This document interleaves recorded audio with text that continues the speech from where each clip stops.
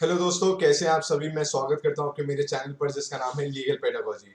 दोस्तों, इस वीडियो में हम डिस्कस करने वाले हैं अबाउट द प्रेसिडेंट एंड ये पार्ट 1 है विद रिगार्ड टू प्रेसिडेंट। आगे आने वाले पार्ट्स में मैं बाकी चीज़ें भी कवर करने वाला हूं और इस वीडियो में हम इन द एंड एक क्विज डिस्कस करेंगे जिससे कि हमारा जो इस वीडियो में जो भी हमने पढ़ा होगा वो रिवाइज भी हो जाएगा। उसके साथ ही साथ हमें कुछ नए फैक्ट्स मालूम पड़ेंगे अबाउट द प्रेसिडेंट जो कि क्वेश्चंस पूछे जाते हैं इन वेरियस लॉ एंट्रेंसेस।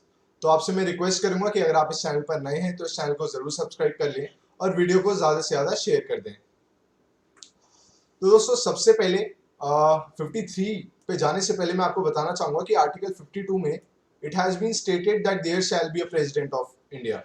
तो शैल का मतलब होता है कंपल्शन है, मतलब एक तरीके से कि अगर बाय चांस प्रेसिडेंट की पोस्ट वेकेंट हो जाती है ड्यू टू हिज डेथ या रेजिग्नेशन या बाकी किसी और रीजंस की वजह से, तो election should be conducted as soon as possible जिससे कि वो पोस्ट वेकेंट ना रहे।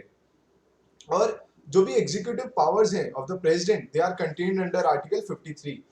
बट हाउएवर मैं आपको बताना चाहूंगा कि president is only the nominal executive head, he is not the real executive head. The real executive head is prime minister along with the council of ministers, मतलब ही the council of ministers headed by PM, उनको real executive head माना जाता है and the president is only considered as the nominal head executive head of our country. और ऐसा क्यों है? क्योंकि as per 42nd amendment of 1976 इससे ये बदलाव आया था कि कंपलसरी हो गया था, it was made compulsory for the president to act as per the aid and advice of the council of ministers. मतलब जो काउंसिल ऑफ मिनिस्टर्स कहेंगे प्रेसिडेंट को उसी के हिसाब से चलना होता है, उसी के हिसाब से डिसीजंस लेने होते हैं। और एक और नई बात जो कि प्रेसिडेंट के बारे में है कुछ, वो है कि he is considered as the first citizen of our country. ये भी बात आपको याद रखनी होनी चाहिए, ये पता होना चाहिए कि he is considered as the first citizen of our country, as well as he has to act as per the aid and advice of the council of ministers, and that is why he is considered as the nominal executive head and not the real executive head. However, all the executive actions which are taken, they are taken under his name, मतलब जो भी executive actions होंगे of with regard to our country, वो under his name they are taken and not under the name of the prime minister of our country. कुछ important articles जो कि हमें पता होने चाहिए with regard to president, because इससे question आ जाते हैं एमसीक्यूज में। पहला है आर्टिकल 52 जिसको मैंने डिस्कस किया that there shall be a president. Article 53 which talks about the executive powers. Article 54 which talks about the election of president. Article 55 which talks about the manner of election of president. वैसे ही article 56, 58, 60, 61 and 72, ये कुछ important articles हैं जो कि हमें पता होने चाहिए विद रिगार्ड टू प्रेसिडेंट, और इनको मैं आगे आने वाली वीडियो में डिस्कस भी करूंगा। तो सबसे पहले हम जान लेते हैं इलेक्शन ऑफ प्रेसिडेंट के बारे में। तो पहली बात जो आपको पता होनी चाहिए कि president is not elected directly. जैसे कि प्राइम मिनिस्टर जो है उनको हम डायरेक्टली इलेक्ट करते हैं, हम जाते हैं लोकसभा के चुनाव में वोट कास्ट करने और उसके हिसाब से फिर प्राइम मिनिस्टर इलेक्ट होते हैं। तो we vote directly for electing the prime minister. But however when it comes to president, president is not elected directly, he is elected indirectly. मतलब हम लोग जाके वोट नहीं देते हैं for the president, it is the people, it is the representatives whom we have chosen, either MLAs or MPs, जो कि अपना वोट कास्ट करते हैं for the election of president. और किस सिस्टम के थ्रू ये होता है? It is done through a system of proportional representation.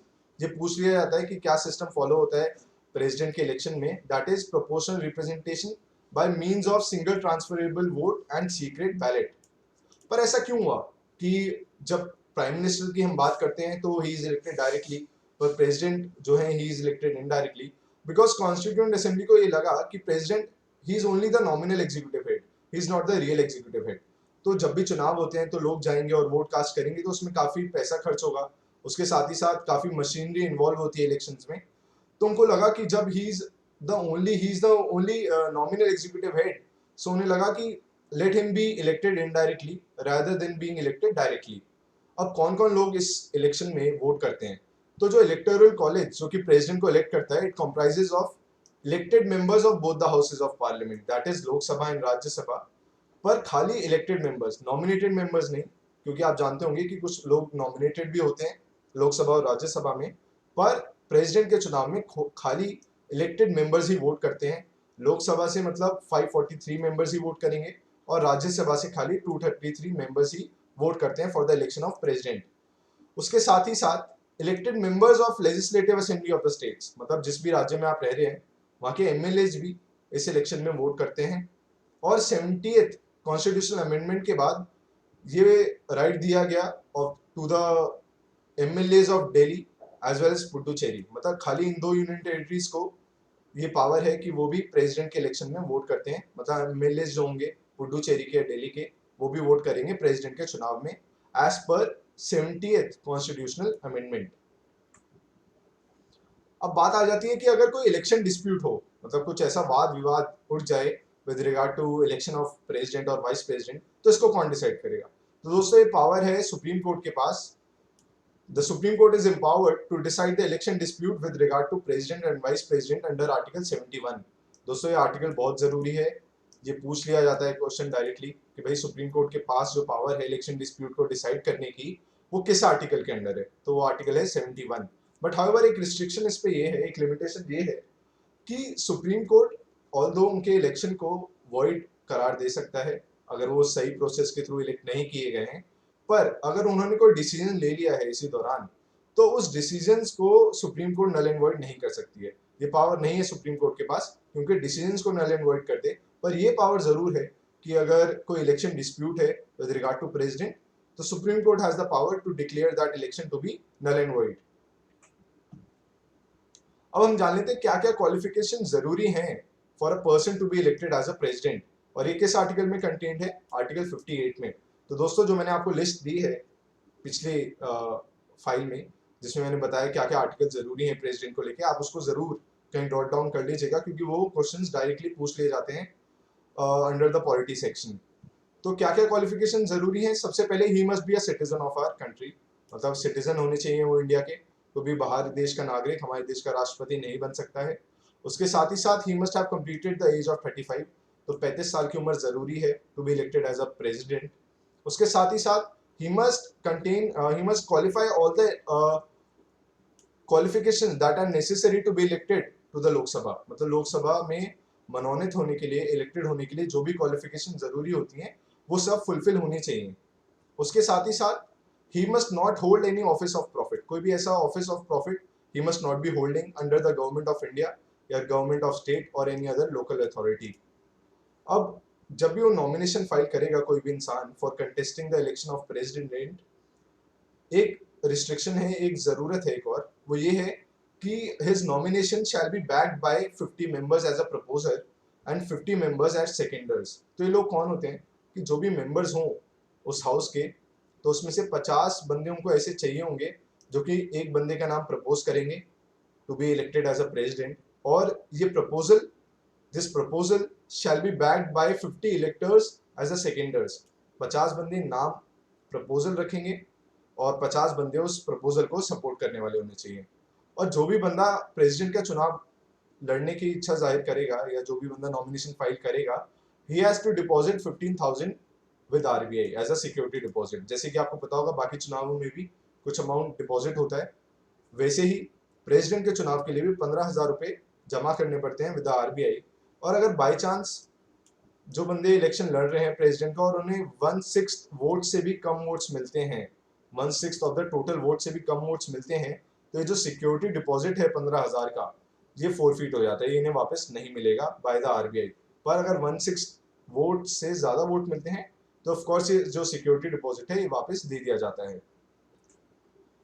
अब हम क्विज खेल लेते हैं इस पे बेस्ड, जिससे कि हमें ये भी पता लगेगा कि क्या क्या नए फैक्ट्स हैं विद रिगार्ड टू प्रेसिडेंट।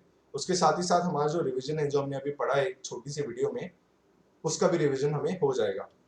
तो रामनाथ कोविंद जो है वो हमारे देश के 14th प्रेसिडेंट हैं। ये पूछ लिया जाता है कि प्राइम मिनिस्टर कौन से नंबर के हैं या प्रेसिडेंट कौन से नंबर के हैं, तो Ramnath Kovind is the 14th president of our country. और नेक्स्ट क्वेश्चन इज कि election disputes with regard to president are decided by, मतलब कौन डिसाइड करता है जब भी कोई इलेक्शन डिस्प्यूट होता है विद रिगार्ड टू प्रेसिडेंट? जैसे कि मैंने अभी डिस्कस भी किया था, it is supreme court of India under article 71। तो कोई भी इलेक्शन डिस्प्यूट होगा विद रिगार्ड टू प्रेसिडेंट या वाइस प्रेसिडेंट, वो सुप्रीम कोर्ट डिसाइड करती है under article 71 of the Indian constitution. अगला क्वेश्चन है कि ऐसे कौन से राष्ट्रपति हैं who is the president with the highest tenure, मतलब जो सबसे ज्यादा लंबे समय के लिए हमारे देश के राष्ट्रपति रहे हों? तो इसका आंसर है दोस्तों Rajendra Prasad.